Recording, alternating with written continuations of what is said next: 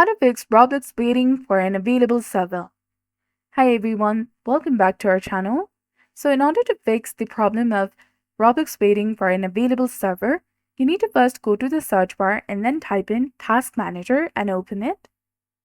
And if you see the Roblox player running, right-click on it and select End Task. This will close the Roblox. Next, go back to the search bar again and this time type in CMD, which is command prompt.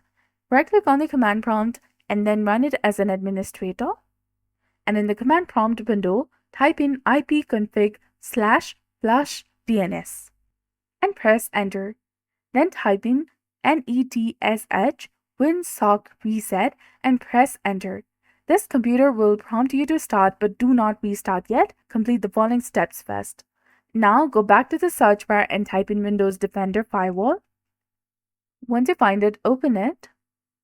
Now click on Advanced Settings that you will find between Restore Defaults and Troubleshoot My Network in the left side of the screen. Now inside the Advanced Settings, click on Inbound Rules and then click on New Rule in the right panel and then click on Next and choose UPD, and in the specific local ports box type in 49152-65535 and then click on Next again.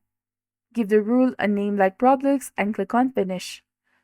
Now finally go to the search bar again and type in Check for Updates. Open it and then click on Check for Updates in the top and install any available updates for your computer if it's available.